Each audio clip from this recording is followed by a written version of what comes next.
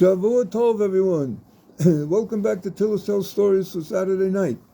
Happy Sukkot to everyone. Hope you're utilizing all the opportunities for this to be a joyous occasion. The Torah refers to Sukkot as Zaman Simcha Seinu, the season of our happy times. The title of this week's story is The Unpopular Tzadik. This is referring to Rabbi Pinchas of Koretz, who eventually became known as a very great tzaddik. In fact, one of the three elevated followers of the Baal Shem Tov who were considered eligible by all the other Talmidim to be the successor to the Baal Shem Tov when the Baal Shem Tov passed away. The other two were Rabbi Yaakov Yosef of Polnauer, author of the first book of Hasidut, Toldos Yaakov Yosef, and of course Rabbi Dov Ber, the Maggid of Mizrich. It wasn't an election. The Baal Shem Tov instructed his son in a dream. The Baal Shem Tov from heaven instructed his son in a dream to told the son that they should crown Rabbi Ber. But in previous years, while Rabbi Pinchas was already a genuine tzaddik, a genuine righteous, saintly person, nobody knew this. They just knew he was a great Torah scholar. He spent most of his days and most of his nights praying at length, studying Torah deeply, extended meditation. And everything was fine as far as he was concerned. They didn't have much in the way of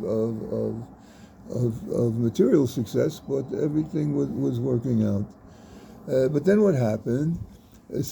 Somehow the word started going around that Rabbi Pinchas of Koretz is a special person. It's worth going to him to receive advice or to receive a blessing. Perhaps one of the other Talmidim of the Baal Shem Tov spilled the beans, or perhaps a few acute, spiritually sensitive people realized he was somebody special, and they asked for a blessing or advice, and it worked out. But anyway, there became a trickle of people coming to his door, and finally a flood, a tidal wave, people knocking on his door day and night, needing something, needing a sensitive ear, needing a blessing, needing an advice. And Rabbi Pinchas found that he was no longer able to pray as properly as he thought we should be praying, and no longer able to study as deeply as he should be doing, or put enough time into it, and no longer meditating at the length in which he was accustomed to. This was frustrating, and he finally decided on a drastic measure. He prayed to the Almighty, to God Almighty, please, make it that people don't like me anymore, that they shouldn't be interested in me anymore. Make it that I'm despicable in the eyes of others. Well, God Almighty responded to this prayer, and so it became. When on those few occasions when Rabbi Pinchas would go to town, instead of being welcomed enthusiastically, people would turn away from him, give him literally the cold shoulder, a very chilly reception. But he didn't mind. He didn't care what people thought, as long as he was able to pray and study and meditate to the extent that he wished to. But then came Yom Kippur, and then came the 4 days between Yom Kippur and the festival of Sukkot, and that's when people build most people build their sukkahs. But Rabbi Pinchas never built a sukkah. In his adult life, always the yeshiva students would come to build it for him because he's such a great scholar, or even local townspeople would help out after they built their own sukkahs. But now nobody at all wanted to help him. Nobody came, nobody cared, nobody even thought about him. So what could he do? The following day, he hired a non-Jew to build the sukkah for him. But it turned out that the non-Jew, while very handy, didn't have the specific tools needed for cutting the wood and the branches and building the sukkah. And this was already the second day of the 4. So Rabbi Pinchas went to a neighbor to ask to borrow some basic tools, at least a hammer and a saw and whatever. So he went to his nearest neighbor and he knocked on the door and asked to borrow tools, and the neighbor said, "Go away. No, I'm not lending you anything. I don't want to see you. Go away. I don't want to see you on my doorstep." So that was distressing, a bummer. So he went to another neighbor to keep it short, and got a similar response from everyone. Nobody wanted to help him. Nobody wanted anything to do with him.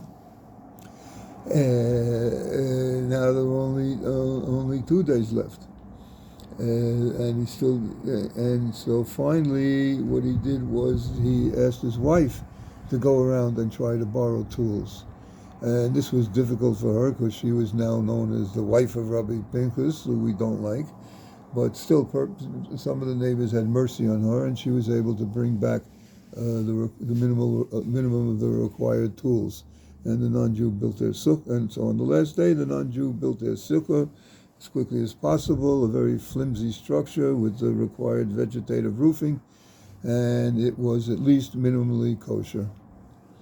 And by then it was almost evening when the holiday begins on the eve of on the 14th of Tishrei and the eve of the 15th of Tishrei, exactly 2 weeks after Rosh Hashanah, the first day of Rosh Hashanah, and Rabbi Pinchas went to pray the holiday evening service. Now that was unusual. On Shabbat and on holidays, he didn't usually go to town to pray in the synagogue with the rest of the people. He stayed home in order to pray properly and at length. But there were 2 nights in the year that was an exception for him. That is the first night of Passover and the first night of Sukkot. Because each case is a Torah mandated meal for each of those holidays on the first night. And it's very important that every Jew should have a place to eat, and not every Jew has a place to eat. And so it's a big mitzvah to invite someone that doesn't have a place. It's a big mitzvah any time, but it's extra big mitzvah on these 2 nights. So he went to shul and purposely did not daven at length. He davened rather quickly, and he was among the first to finish. And he went to the back of the shul. Why did he go to the back of the shul? The custom in Europe at that time was anybody who needed to be invited to a meal, they would stand in the back of the shul, and people would pass by them on their way to the exit, the exit entrance, the door. And when they saw people just standing there waiting in the back of the shul, they would realize these are people that need a place to eat.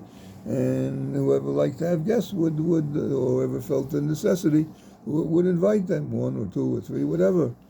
So Rabbi Pinchas went up to the one closest to him and said, "Please, I invite you to be a guest in my sukkah on this important occasion." And the man looked at him and said, "No, I don't think so."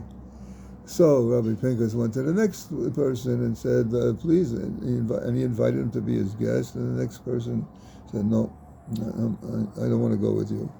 And so forth. Nobody wanted to be his guest. Nobody liked him. Nobody wanted anything to do with him. All the other people that wanted guests, no problem. Their invitations were immediately accepted. And soon all the hosts were gone and all the guests were gone. And everybody was satisfied except Rabbi Pinchas. He has no guests. And he started to wonder if this was really worth it, this decree he imposed upon himself. But then he decided, yeah, I guess it is. So he went home, and he entered his sukkah, and he started reading the invitation to the Ishpuzim, the 7 heavenly guests that attend every sukkah. Avram Avinu, Father Avram, Father Isaac, Father Jacob, that is Yitzhak Avinu, Yaakov Avinu, Moshe Rabbeinu, Moshe our holy teacher, Aaron a Kohen Gadol, his brother the high priest, Yosef a Tzadik, who resisted all temptations even while in Paro's palace, and King David, David Melech. And of course, and the 7 nights, 7 guests, each one at the head one of the nights. And of course, on the first night, it was Avraham Avinu. And Pinchas said, Avraham Avinu, Father Avraham, why are you standing outside of my sukkah? Why don't you come in like you do every year? And Avraham Avinu said, in all my years in the material world, I served God through kindness, doing kindnesses for others, helping people. And my specialty in this area was hospitality. How can I, who represents chesed, represents kindness, how can I enter a sukkah where there are no guests? Then Rabbi Pinchas realized he'd made a big mistake, and he prayed to God to take it back. Let it be like it was before it became despicable in people's eyes. So God Almighty did, and once again the people were streaming to his house seeking his aid, whether through blessings or advice or teachings. And he was no longer able to had the time to pray as long as he thought he should, to study as much as he should, and to meditate as long as he should. But now, thanks to his holy guest and the first night of Sukkot, it no longer bothered him. Moadim l'simcha, have a joyous festival, and Shavua Tov and Shana Tova.